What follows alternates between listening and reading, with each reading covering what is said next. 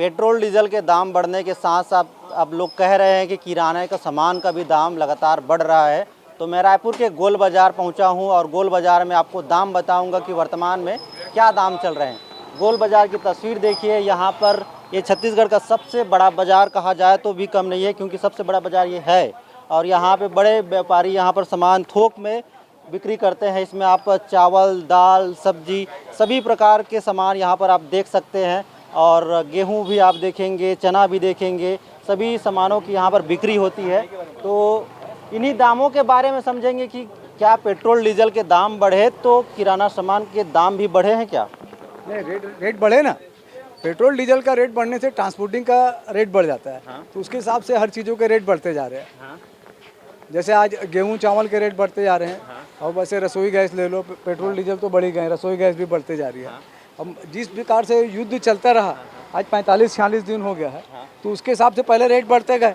और ये petrol diesel ने और उसको रेट को और ज़्यादा बढ़ाते जा रहे हैं। अच्छा, जब से पेट्रोल बढ़ा है और अभी तक की बात करें, 15-20 दिन हो रहे होंगे, ठीक है, तो उसमें कितना अंतर आ गया होगा कि एक इंसान को कोई भी महीने भर का सामान खरीद रहा है 1000 में, तो उसमें कितना वृद्धि मान सकते हैं हम? 20 से 25% की वृद्धि हो चुकी है। और कंपनी वाले, एफएमसीजी वाले भी हर चीज़ों में रेट बढ़ाते जा रहे हैं, क्योंकि किसी प्रकार का कोई नियंत्रण नहीं हो पा रहा है। और लोग यही तर्क दे रहे हैं कि युद्ध चल रहा है और पेट्रोल डीजल के रेट बढ़ते जा रहे हैं।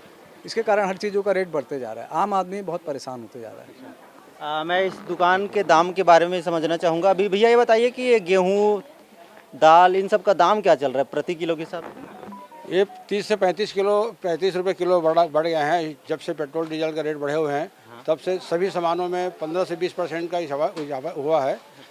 कि चाहे किराने हो, सब्जी हो, कोई भी सामान में हो आपका, सभी संबंधी जितने भी सामान है उसमें 10 से 20% बढ़ा हुआ है। तो मैं यही शासन से भी मांग करता हूँ और सेंट्रल गवर्नमेंट से मांग करता हूँ कि इन सब चीज़ देखते हुए, छोटे छोटे व्यापारियों को देखते हुए, छोटे छोटे उपभोक्ताओं को देखते हुए इसमें उचित कदम उठाया जाए। और कुछ व्यापारी जो है, जो उचित मूल्य पे जो सामान बेच रहे हैं, उनसे ज़्यादा भी पैसा ले रहे हैं, उनके ऊपर कार्रवाई की जाए। ये मैं शासन से मांग करता हूँ। बढ़ती मांग से घर का बजट कितना बिगड़ा?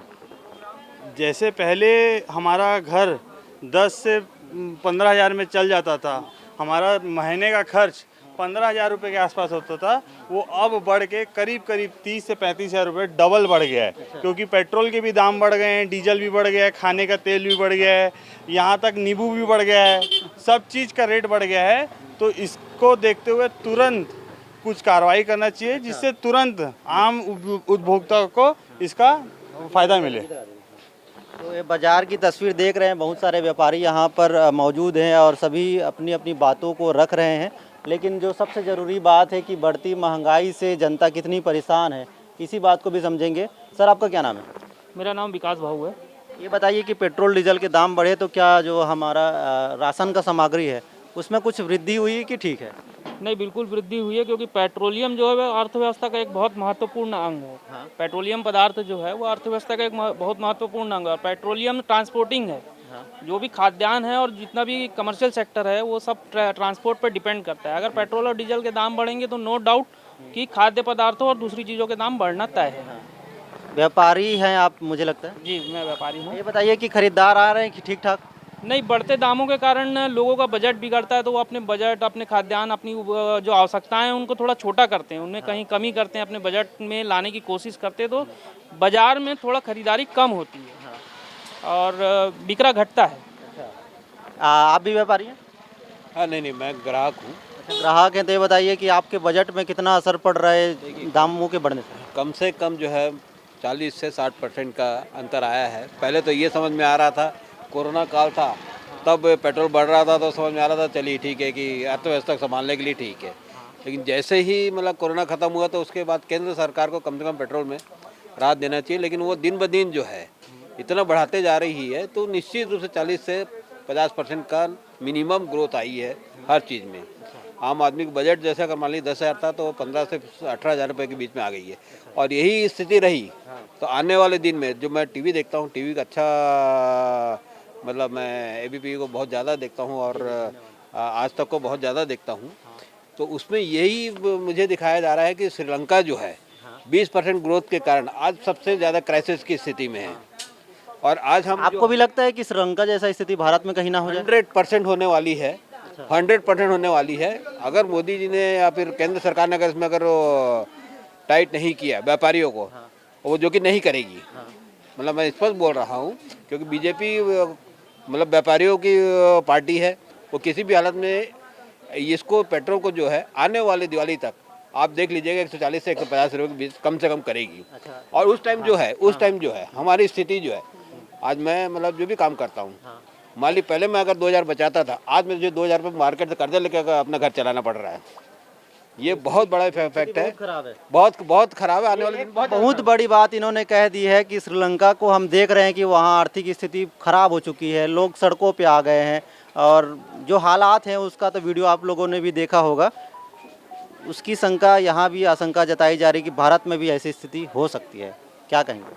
नहीं, भारत में वैसी स्थिति का तो संभावना बहुत कम है, क्योंकि श्रीलंका में जो महंगाई बढ़ी है वो मतलब 200-300% तक बढ़ी है। यहाँ वैसी स्थिति नहीं आ सकती, क्योंकि भारत एक सक्षम राष्ट्र है। और भारत में कई प्रकार की, जैसे आज पेट्रोल का जो है गवर्नमेंट टैक्स कम करे तो कम हो सकता है। गवर्नमेंट को क्या 56-57 रुपये लीटर पेट्रोल पड़ता है, बाकी तो पूरा टैक्स है।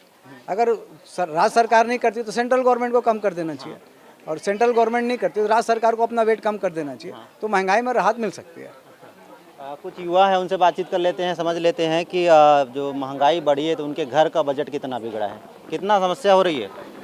घर के बजट में तो बहुत ज़्यादा समस्या हो रही है। पहले कोई भी एक चीज़ खरीदने के लिए मेरे को जो पॉकेट मनी मिलती थी, क्योंकि मैं एक स्टूडेंट हूँ, कॉलेज पढ़ रहा हूँ कॉलेज में, तो मेरे को जो पॉकेट मनी लगती थी वो पॉकेट मनी अब काफ़ी कम पड़ती है। और उसके कारण भी मेरे को घर में भी बोलना पड़ता है कि मेरे को और पैसे की ज़रूरत है। लेकिन अब देखते हैं कैसा चल रहा है। खर्चा कंट्रोल करना पड़ रहा है।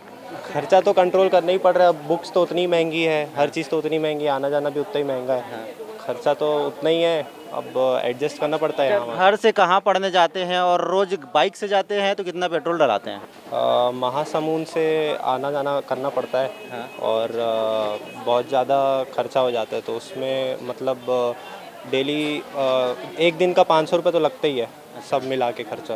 आप सुनिए, अगर कोई स्टूडेंट एक दिन में 500 रुपये खर्चा कर रहा है अपने पढ़ाई के लिए, कहीं पे जहाँ पढ़ता है वहाँ जाने के लिए, कॉलेज जाने के लिए, कोचिंग जाने के लिए, तो सोच सकते हैं कि कितना महंगाई यहाँ पर बढ़ चुका है। इसके अलावा श्रीलंका में जो हालात बने उसकी भी आशंका जताई जा रही है कि भारत में कहीं ऐसा स्थिति ना आ जाए, लोगों को सड़कों में ना उतरना पड़ जाए।